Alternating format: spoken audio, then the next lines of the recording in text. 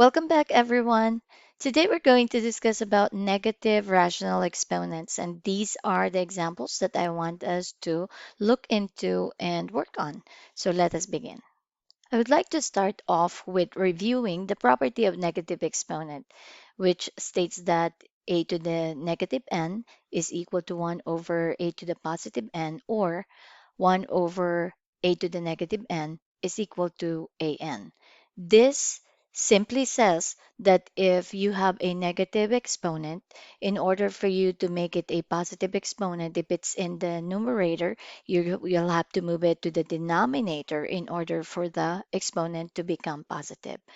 In the same way that if your negative exponent is found on the denominator, then you will have to move it to the numerator in order for you to have a positive exponent. So how does this look like? Let us begin and answer example number one.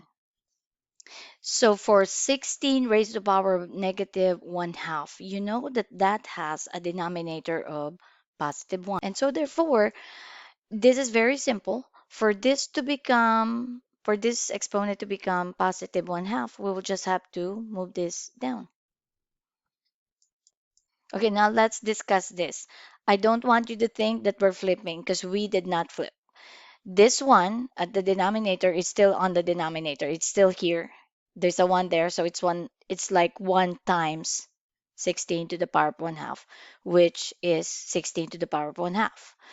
Now here, where did this 1 come from? There's really a 1 there that you don't see. So this is really 1 times 16 raised to the power of negative 1 half. So this one right here that was there from the beginning was left there. And now we have to indicate that there's a 1 there over 16 raised to the power of 1 half. And then now we'll have to change this to rational expression. Okay? And so now this whole thing becomes 1 over square root of 16 to the power of 1. So again, the numerator here, which is the 1, becomes the exponent of your radicand, and the denominator becomes the index. Your index here is a 2, which I am not required to put. So if you don't see an index written, it is understood that it is a square root. So let us solve this now. So 1 over square root of 16, and the square root of 16 is a 4. So therefore, this is 1/4. All right, now let me show you why it's 1/4. Okay, so you're going to look for a number that if you multiply and use as a factor twice, that will become 16. Now, why twice? Because your index is a 2. So it's got to be 2 times. And we know that that's a 4.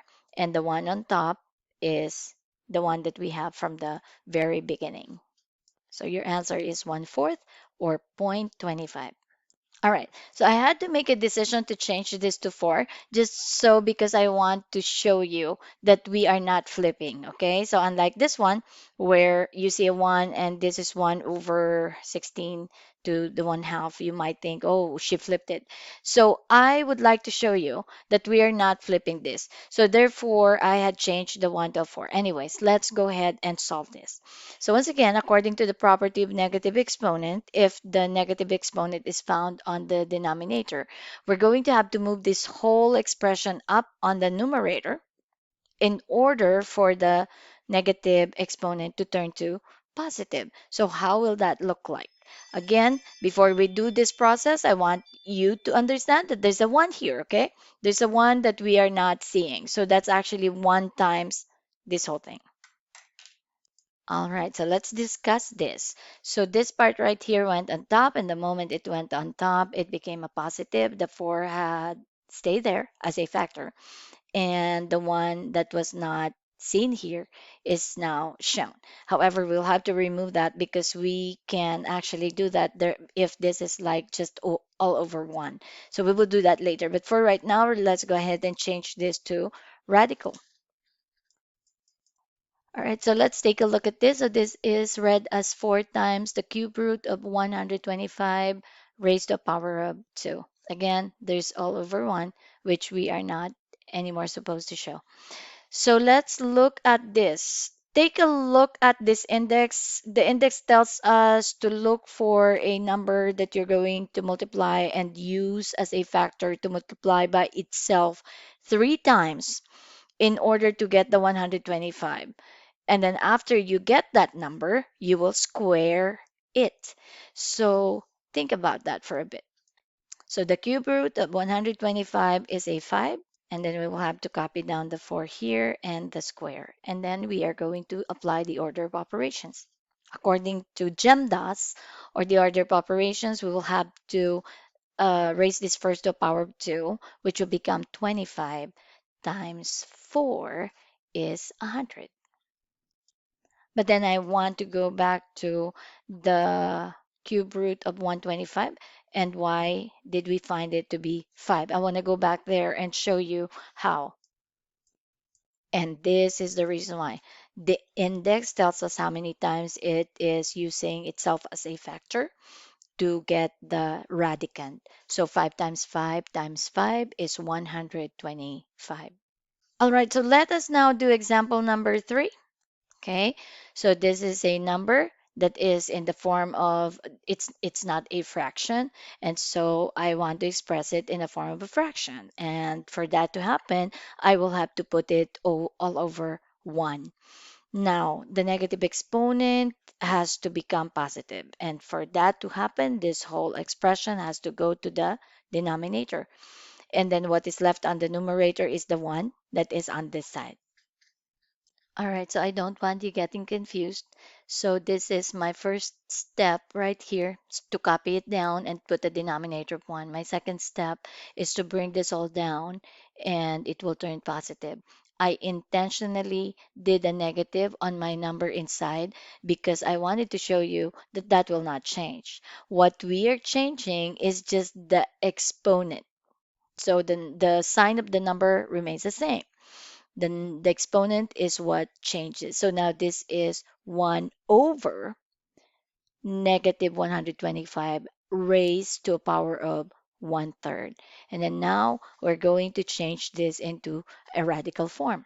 All right, so this one is copied down all over the cube root of negative 125. So let's see what happened.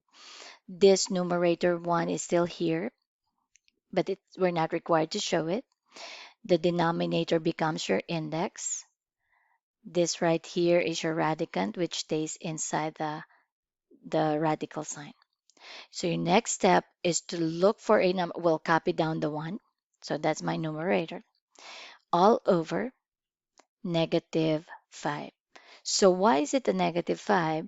It's because negative 5 is the number that if you use as a factor to multiply by itself this many times will be negative 125. So once again, the 1 is copied down. You're going to get the cube root of negative 125, and that's the number that you are using three times as a factor to multiply by itself. So let's investigate why. So negative 5 times negative 5 is positive 25. Positive 25 times negative 5 is negative 125. So we know that this whole expression right here at the bottom or on the denominator is negative 5. So therefore, your answer is negative 1/5 or negative zero point 0.2. For last and final example, we have 2 over in parentheses 32 raised to a power of negative 2/5. So once again, according to the property of negative exponent, if your negative exponent is found on the denominator, we will have to bring it up to the numerator. And please understand that when we do that, there is going to be a 1 that will be left here on the side because there's a 1 there.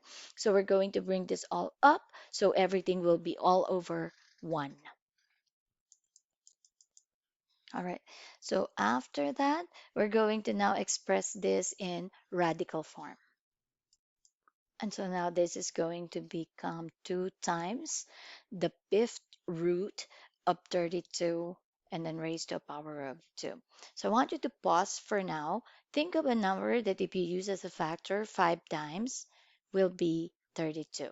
What could that number be? And that number is a 2. And why is that so? This is why. 2 used as a factor 5 times is going to be 32. Okay, you're not finished. Make sure that you copy down the 2 and multiply it, and then copy down the exponent and put it here. Okay, like such. And we're now going to apply GEMDAS, are the order of operations, which means that we're supposed to be multiplying this first. And so that is a 4. And then we multiply it by 2, which is an 8. So your final answer here is 8. Then now we're going to consult Desmos and see if all our numbers are correct. And yes, all our numbers are correct. And that concludes our lecture on negative rational exponents. I hope that you have learned a lot today.